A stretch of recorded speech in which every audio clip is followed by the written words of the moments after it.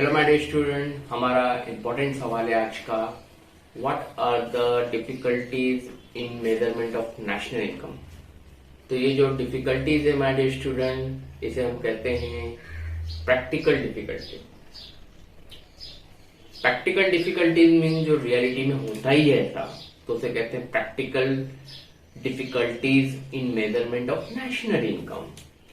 तो सबसे पहला प्रॉब्लम है इन मेजरमेंट ऑफ नेशनल इनकम, जिसे हम कहते हैं valuation of final good and services, और हम कह सकते हैं इसे डबल काउंटिंग प्रॉब्लम। जब हम नेशनल इनकम को मेजर करते हैं तो डबल काउंटिंग का प्रॉब्लम अराइज होता है।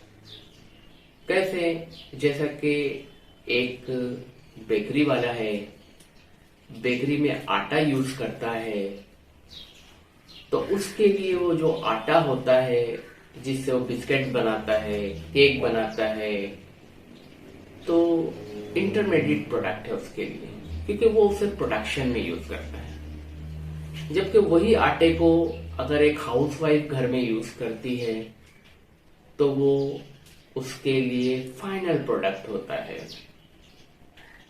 तो इसे कंपेयर करना कि किसके लिए इंटरमीडिएट प्रोडक्ट है, किसके लिए फाइनल प्रोडक्ट है, ये एक बहुत बड़ा डिफिकल्ट प्रॉब्लम है और एक बहुत बड़ी डिफिकल्टीज है इन मेजरमेंट ऑफ नेशनल इनकम। तो इसलिए हम कहते हैं in the measurement of national income, it is a great problem of double counting. How to distinguish or differentiate the intermediate goods and the final goods? So it creates many problems in measurement of national income. आइए हम देखते हैं my dear student, second difficulties क्या है। What are the second difficulties in the measurement of national income. Second difficulty है my dear student, existence of non monetise sector. तो मैं आपको बता दूं कि हमारी इंडियन इकोनॉमी, जो हमारा देश है, आज भी बहुत सारे विलेजेस और गांव में एग्रीकल्चर एक्टिविटीज की जाती है, और जिनके पास जो प्रोडक्शन होती है वो उसे दे देता है, जिसके पास वो प्रोडक्शन नहीं होती है उससे वो माल ले लेता है जो उसे जरूरत है। तो आज भी हम कह सकते हैं बहुत सारे विलेजेस, गांव ऐसे हैं जहां पे मनी का प्रॉपर यूज नहीं होता है। Goods are exchange with goods. It means in the villages और some villages barter systems are existed where goods are exchanged with goods. Goods के बदले goods exchange होता है and not uses of money. So that's why it is very difficult to measure national income, because national income always consider monetary value of goods and services. It means goods and services should be measured in monetary terms.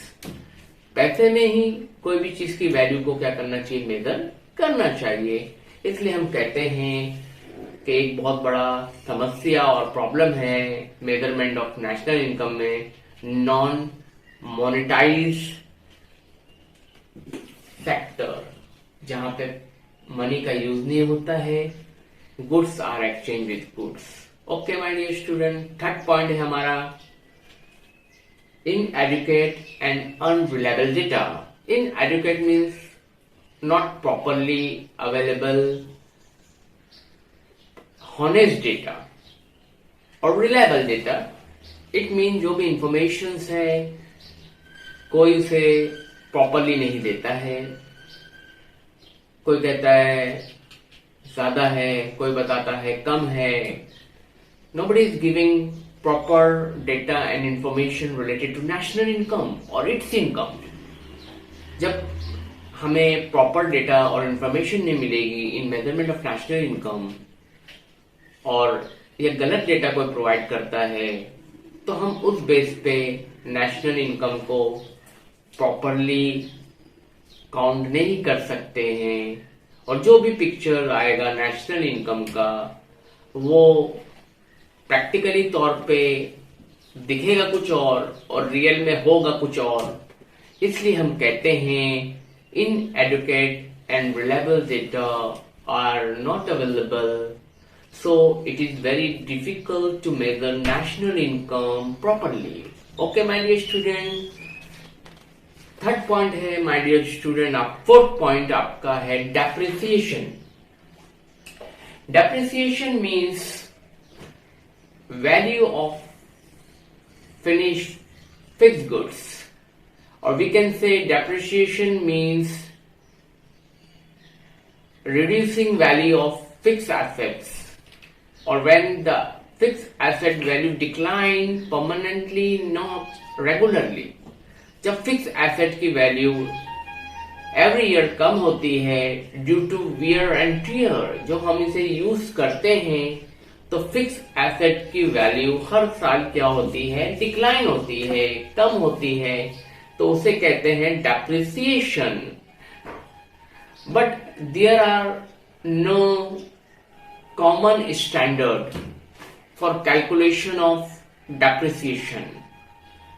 कोई firm, कोई company अलग तरीके से depreciation को major करता है, और दूसरा फर्म दूसरे तरीके से करता है, तीसरा फर्म तीसरे कर सकता है, because there are various method of calculation of depreciation. So not uniform और common method of calculation of depreciation create major difficulties in measurement of national income। तो जब डेप्रिसिएशन कैलकुलेशन का और कैलकुलेट करने का कॉमन मेजरमेंट नहीं होगा, तो ये एक बहुत बड़ी समस्या प्रकट करेगा, क्रिएट करेगा in measurement of national income. तो हम कहते हैं it is a major difficulties in measurement of national income because of no uniform और कॉमन पॉलिसी ऑफ डेप्रिसिएशन। आइए हम पढ़ते हैं my dear student fifth point, capital gain और लॉस। कैपिटल गेन और लॉस का मतलब होता है माय डियर स्टूडेंट, जैसा कि कभी कभी प्रॉपर्टी की वैल्यू बढ़ती है, कभी प्रॉपर्टी की वैल्यू घटती है, जिसे हम कहते हैं फिक्स एसेट की वैल्यू बढ़ती भी है और घटती भी है। जब अगर फिक्स एसेट की वैल्यू बढ़ती है तो उसे कहते हैं कैपिटल गेन। जब फिक्स एसेट की वैल्यू डिक्लाइन होती है, डिक्रीज होती है, तो उसे कहते हैं कैपिटल लॉस। तो इसलिए कहा जाता है कि कैपिटल गेन और capital loss which accrue to the property owner by increase or decrease in the market value of their capital asset or changes in the demand are not included in national income, because these changes do not result from current economic activities। जो value बढ़ेगी या घटेगी तो उसे national income में नहीं लिया जाता है, क्योंकि उसका करंट सिचुएशन से कोई संबंध नहीं है। तो इसलिए हम कहते हैं कि it is a very major problem in measurement of national income of the country. It means capital gain और loss create major problem in the measurement of national income। Last point है my dear student, illiteracy and ignorance। लोग illiterate है, लोग पढ़े लिखे नहीं हैं। जैसे हम आज देखते हैं हमारे विलेजेस में बहुत सारे लोग ऐसे भी होंगे जो कभी स्कूल नहीं गए, कॉलेजेस नहीं गए, जिनको लिखना नहीं आता है। तो वो लोग किस तरह मेजर करेंगे नेशनल इनकम? उनके लिए एक बहुत बड़ी समस्या है कि उनको लिखना नहीं आता। जब वो जो भी उनकी इनकम होगी, जो भी उनका एक्सपेंडिचर होगा, वो रिकॉर्ड भी नहीं करते हैं क्योंकि उनको लिखना ही नहीं आता है। और दूसरा प्रॉब्लम है my dear student, ignorance. Ignorance means लोगों को नेशनल इनकम की काउंटिंग का इंपॉर्टेंस नहीं मालूम है कि नेशनल इनकम को मेजर करने से कितने फायदे होते हैं।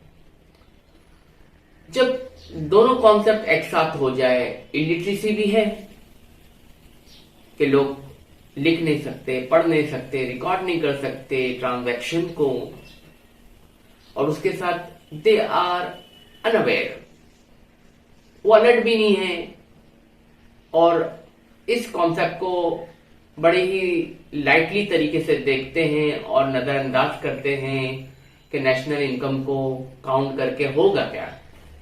तो जब इलिटरेसी एंड इग्नोरेंस क्रिएट हो जाए एक समाज में, तो नेशनल इनकम को काउंट करना बहुत डिफिकल्ट हो जाता है। तो इसीलिए हम कहते हैं it is a major problem in measurement of national income because of illiteracy and ignorance of the peoples. People are illiterate as well as ignorant about the national income. They not give proper value to the national income measurement. उनके नजर में national income को count करना कोई अहमियत नहीं रखता। तो हमने देखा माय डियर स्टूडेंट कि नेशनल इनकम को काउंट करने में कितने प्रैक्टिकल प्रॉब्लम आते हैं। आइए हम इस पॉइंट को 1 सेकेंड रिवाइज कर लेते हैं। फर्स्ट प्रॉब्लम नेशनल इनकम को मेजर करने में है डबल काउंटिंग। सेकेंड प्रॉब्लम है my dear student national income को काउंट करने में existence of non monetise sector. Third point है my dear student inadequate and reliable data availability नहीं है। फोर्थ पॉइंट है डेप्रिसिएशन। फिफ्थ पॉइंट है कैपिटल गेन और लॉस। सिक्स पॉइंट है इलिटरेसी एंड इग्नोरेंस। तो इसकी वजह से प्रैक्टिकल प्रॉब्लम होते हैं मेजरमेंट ऑफ नेशनल इनकम में। तो मुझे उम्मीद है कि आपको समझ में आ गया होगा। और my dear student don't forget it is a very important question है, ये एग्जाम में आता है। और आपको मैं एक टेक्निक बता देता हूं सब्जेक्ट के कनेक्शन में कि आप पॉइंट मुंह पे याद कर लो और उसके बाद 2 से लेकर 3 लाइन भी उसमें लिख देंगे, आप सेंटेंस बना देंगे तो आपका काम हो जाएगा। But never forget the points को मुंह पे याद कर लो, आपका प्रॉब्लम हमेशा के लिए सॉल्व हो जाएगा। तो मुझे उम्मीद है कि आप याद कर लोगे और ये बहुत इंपॉर्टेंट पॉइंट्स है और क्वेश्चन है माय डियर स्टूडेंट। और अब फिर हमारी मुलाकात नेक्स्ट लेक्चर में होगी। Thank you.